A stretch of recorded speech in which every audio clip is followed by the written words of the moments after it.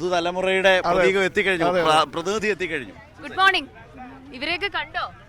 എന്തൊരു എനർജി അല്ലേ? അത്ഭുതം തോന്നിയോ? ഓ, ഇത്ര രാവിലെ തന്നെ ഇത്ര എനർജി. ഇത്ര രാവിലെ തന്നെ ഇത്ര എനർജി. ഈ കുട്ടിയുടെ പേരെന്ന് ചോദിച്ചേ. മിനൽ. മിനൽ. മിനൽ ഞാൻ ഇന്നലെ പരിചയപ്പെട്ടു. മിനൽ ഇന്നലെ വന്നിരുന്നു. മിനലിനെ ഇന്നലെ കണ്ട മിന്നലല്ല. മിന്നൽ എന്ന് പറഞ്ഞപ്പോ ഞാൻ കാവ്യ ചോദിച്ചു മിന്നലോ, അപ്പൊ ഞാൻ പറഞ്ഞു മിന്നലാവാൻ പോവാണെന്ന് പറഞ്ഞു. ഉഗ്രൻ പെർഫോമൻസ് ആയിരുന്നു. ഓക്കെ, എങ്ങനെയുണ്ടായിരുന്നു കലോത്സവം? നന്നായിരുന്നു. ഗ്രൂപ്പ് ഡാൻസിനും ഉണ്ടായിരുന്നു. അപ്പം റിസൾട്ട് അറിഞ്ഞില്ല. മോണോ ആക്ട് ഇന്നലെ രാവിലെ ചെയ്തു. എ ഗ്രേഡ് ഉണ്ട്. എ ഗ്രേഡ് ഉണ്ട്. ഓക്കെ, ഈ രണ്ട് ഐറ്റത്തിലാണ് മത്സരിച്ചതല്ലേ? എങ്ങനെയുണ്ടായിരുന്നു കൊല്ലം കലോത്സവം? നല്ലായിരുന്നു. എൻ്റെ ആദ്യത്തെ സ്റ്റേറ്റ് കലോത്സവമാണ്. നല്ല എക്സ്പീരിയൻസ് ആയിരുന്നു. പിന്നെ എന്താ ഞങ്ങൾക്ക് വേണ്ടി? മോണോ ആക്ട് ആണ്. ബാക്കി ടീം മെമ്പേഴ്സ് ഇല്ല, ഇല്ലെങ്കിൽ ഞാൻ ഗ്രൂപ്പ് ഡാൻസ് കളിച്ചാണ്.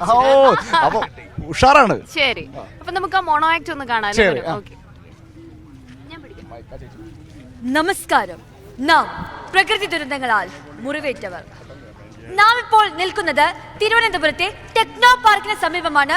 അന്യർക്ക് പ്രവേശനമില്ലെന്ന് എഴുതി വെച്ച ബോർഡുകൾക്ക് മുന്നിലൂടെ ആരൊക്കെയോ രക്ഷാപ്രവർത്തനങ്ങൾ നടത്തിക്കൊണ്ടിരിക്കുന്ന ദൃശ്യമാണ് നാം ഇപ്പോൾ കണ്ടുകൊണ്ടിരിക്കുന്നത്.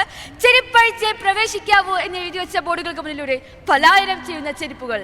കലിയടങ്ങാതെ പെയ്ത കറുത്ത മഴ ഇപ്പോൾ ശാന്തമാവുകയാണ്. അതെ, എന്നിട്ടും ടെക്കികൾക്കല്ലേ നമുക്കെന്ത് പുല്ല് എന്ന് പുച്ഛിച്ചുകൊണ്ട് വീണ്ടും എന്തൊക്കെയോ കെട്ടിപ്പടുക്കാൻ വെമ്പിയോടുന്ന മനുഷ്യ മനസ്സുകളെ ഓർക്കുക. ഒരിക്കൽ ജലം കൊണ്ട് മുറിവേറ്റവരായിരുന്നു നാം. ഞാൻ പരശുരാമൻ. കടലിൽ നിന്നാണ് ഞാൻ ഈ നാടിനെ വീണ്ടെടുത്തത്. ഒരു മഴ കൊണ്ട് സൃഷ്ടിച്ച മണ്ണിനെ മറ്റൊരു മഴ കൊണ്ട് മുറിച്ചു മാറ്റിയതിന്റെ കലി തീർക്കുകയാണ് പ്രകൃതി. പാറ തുറന്ന് പാതാളം തീർക്കുന്നവരെ പാപത്തിന്റെ ശമ്പളം കടുത്തതായിരിക്കും. അതിൽ നിരപരാധികൾ പോലും കുത്തിയൊളിച്ചു പോകും. ഇനിയും പഠിച്ചില്ലെങ്കിൽ കരയിലിറങ്ങി കടലിലേക്ക് വലിച്ചെറിയും ഈ പരശു. അടിപൊളി, ഗംഭീരം. ഇതിന്റെ തീം എന്താ? എനിക്ക് മനസ്സിലായി, പ്രകൃതി ദുരന്തമാണ് അല്ലേ? ശരി, എന്തായാലും വലിയ മെസ്സേജുകൾ. രാജൻ ചോദിക്കുന്ന ഒരു ചോദ്യമുണ്ട്, എന്തൊരു വെറൈറ്റി പേരാണ് മിന്നൽ. ഇതുവരെ കേൾക്കാത്ത പേര്. ഇതുവരെ കേൾക്കാത്ത പേരാണ്. എന്താണ് ഈ പേരിന്? എന്താണ് ഇതുവരെ കേൾക്കാത്ത പേരെന്നാണ് രാജൻ എഴുതുന്നത്. മിന്നൽ, ഇതുവരെ കേൾക്കാത്ത പേര്. എങ്ങനെ ഈ പേര് വന്ന വഴി?